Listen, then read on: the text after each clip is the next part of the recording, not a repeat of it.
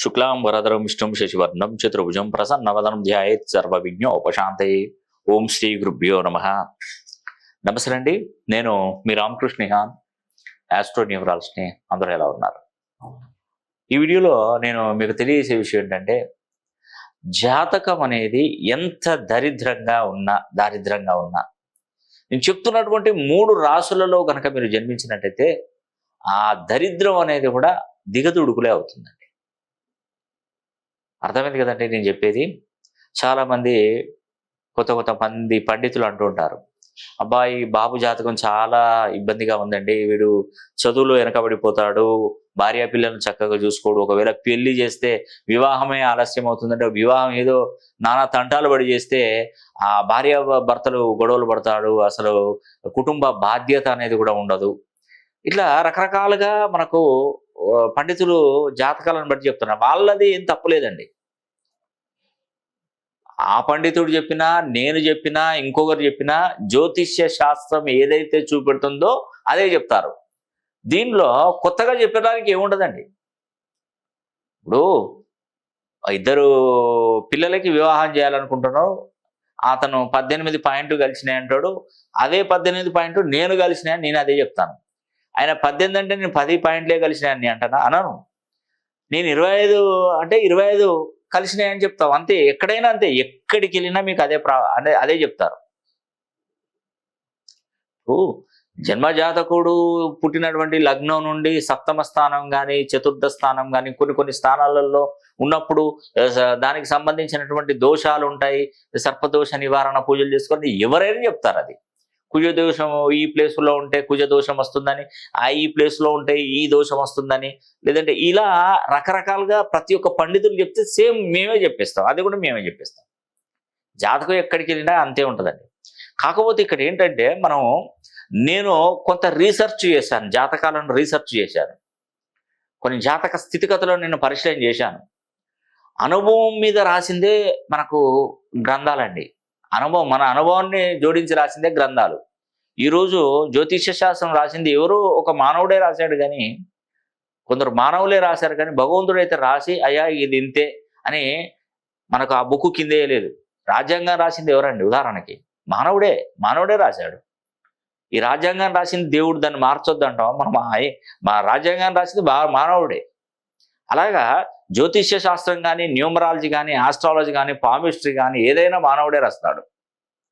అది వాళ్ళకు ఉన్నటువంటి అనుభవాలను బట్టి రాస్తారు. అంతేనండి. ఒక ఫార్ములా తయారు చేశాడు ఒక సైంటిస్టు. దాన్ని ఇంప్లిమెంట్ చేయడం రావాలి. ఉదాహరణకి నేను చెప్పేది ఏంటంటే, ఒక అనస్థీషియా, ఒక మత్తు మందును తయారు చేశాడు, మానవుడు తయారు చేశాడు. అది ఎంత మోతాదులో ఇవ్వాలని అనస్థీషియాలజిస్ట్కి తెలుస్తుంది.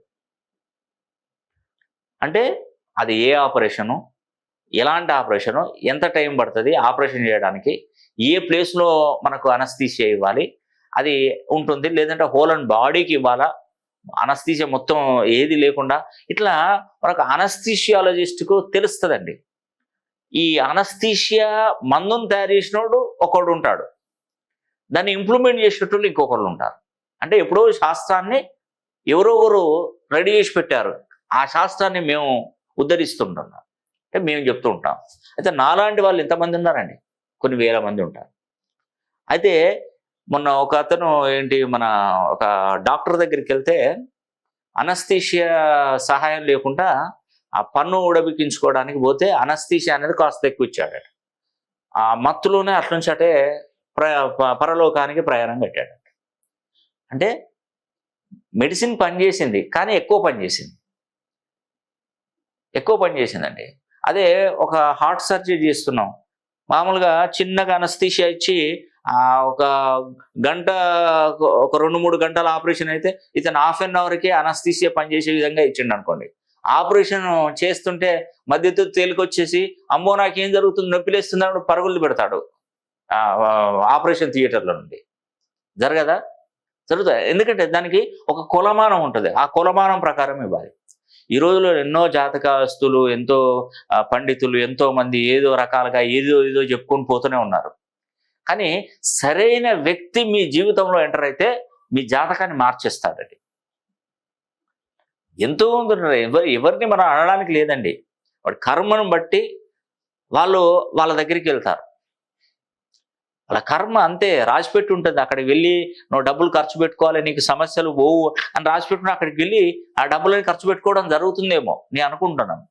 అంటే ఒకటేనండి, ఎప్పుడైనా కూడా నేనే చూడాలి, అందరికీ నేనే కరెక్షన్ ఇవ్వాలి, నా దగ్గరికి రావాలి, నేనే డబ్బులు బాగా సంపాదించుకోవాలి, ఇల్లు కొనుక్కోవాలి, బంగ్లాలు కొనుక్కోవాలి, కార్లలో తిరగాలి, ఏరోప్లేన్లో తిరగాలి, నేనే డబ్బులు బాగా సంపాదించాలని ఒక దురుద్దేశం గనక మనలో గనక ఉంటే ఆ భగవంతుడు మనల్ని ఈ స్థానం నుండి తప్పిస్తాడు, ఏదో ఒక ప్రాబ్లం చేసేస్తాడు. ఇది నిజమండి. ఇది ఎంతో మంది పండితులు నానా రకాలుగా ఇబ్బందులు పడి ఇరుక్కొని పోయిన వాళ్ళు కూడా చాలా మంది ఉన్నారు. అవునండి, గర్వం అనేది ఉండకూడదు. గర్వం అనేది అసలు శాస్త్రంలో చూసేటువంటి పండితులకు ఉండకూడదు. నేను చెప్పానండి, సింపుల్గా చెప్పాను. చాలా మంది చంద్రబాబు నాయుడు గారు సీఎం కారండి అని చాలా మంది చెప్పారు, గర్వంగా చెప్పారు. ఎందుకంటే కొంత పబ్లిసిటీ ఉన్నవాడు గర్వంగా. తర్వాత ఏం చేశారండి, మళ్ళీ యథావిధిగా తగ్గిపోయారు కదా. ఇంకా చాలా మంది, ఒకరే కాదండి, జాతకసం చెప్పేవాళ్ళు చాలా మంది చంద్రబాబు నాయుడు గారు గెలవరు, వైఎస్ జగన్మోహన్ రెడ్డి గారే గెలుస్తారని చెప్పారు. అలా అని చెప్పేసి నేను చంద్రబాబు నాయుడు గారు అంటే నా ఫాలోవర్స్ ఎంత, వాళ్ళు ఏం చేశారంటే బెట్టింగ్లు వేశారు చంద్రబాబు గెలుస్తాడని. వచ్చినాయి, డబ్బులు వచ్చినాయి, కానీ అది అలా చేయడం తప్పు అంటున్నా నేను. బెట్టింగ్లు కాయడం, పంద్యాలు ఇట్లాంటివి పెట్టడం తప్పది, చాలా ఇబ్బందులు. ఈరోజు ఉదాహరణకి నేను ఇప్పుడు చంద్రబాబు నాయుడు గారు గెలుస్తారని చెప్పేసి పందెం కాస్తే ఈసారి నా మీద నన్ను నమ్మి పెట్టారు. రేపు పొద్దున ఏదన్నా క్యాలిక్యులేషన్స్లో తేడా వచ్చింది అనుకోండి, నేను ఒకరు గెలుస్తారన్నది ఇంకొకరు గెలిచారనుకోండి, నువ్వు నా మీద నమ్మకం పెట్టుకొని ఉన్న నీ 100 కోట్ల ప్రాపర్టీ 50 కోట్ల ప్రాపర్టీ మార్కెట్లోకి వెళ్ళిపోయి బెట్టింగ్ కాస్తే ఏమవుతుందండి, మొత్తం పోతుంది టోటల్గా. అందుకే ఇలాంటివి పెట్టకూడదు. అంటే నాది నీది అని ఎవరిది కాదు, ఎవరిని నమ్మకూడదు అంటున్నా నేను. ఈ రోజులలో మనుషులు నమ్మే రోజులు పోయినాయండి, నిజంగా చెప్తున్నాను. నాతో చాలా మంది చాలా రకరకాలుగా చెప్తారు, కానీ నేను ఒకటేనండి, ఎవరిని నమ్మడానికి లేదు, నేను ఖచ్చితంగా చెప్తున్నాను. ఎంత మంచిగా మాట్లాడతారు, తేనె పూసిన కత్తిలాగా మాట్లాడతారు, తేనె పూసింది కత్తిలాగా, ఇలా అనగానే తెగిపోతుంది. అందుకే మనిషిని అస్సలే నమ్మకూడదండి, గుర్తుపెట్టుకోండి, మనిషి అస్సలే నమ్మకూడదు. ఇది కలియుగం. ఇది మనిషి తొందరగా మోసగిస్తున్నారు చాలా మంది అండి. నా దగ్గరకు వచ్చిన వాళ్ళలో, అయ్యో ఎందుకమ్మా ఇట్లా చేశావు గురుగారు, నేను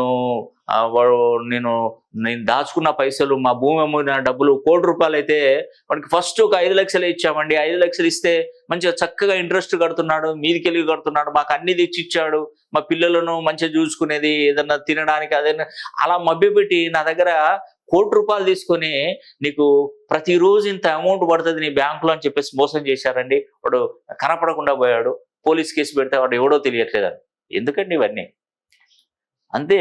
అందుకే జాగ్రత్త అనేది అవసరం, గుర్తుపెట్టుకోండి. ఏదైనా డబ్బు సంపాదించుకొని ఉంటే బ్యాంకులో వేసుకొని పక్కన పెట్టేసేయండి. అయ్యో నాకు ఇంట్రెస్ట్ ఇస్తుందని ఎవరికన్నా ఇస్తే ఉన్న దరిద్రం అంతా వాడు లాక్కెళ్తారు.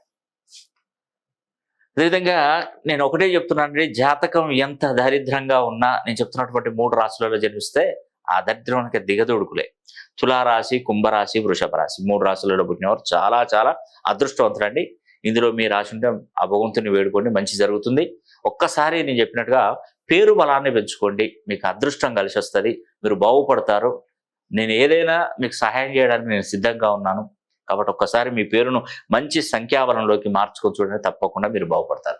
ఈ వీడియో కనుక మీకు నచ్చినట్లయితే లైక్ చేయండి, షేర్ చేయండి, కామెంట్ చేయండి. సర్వే జన సుఖినో భవంతు.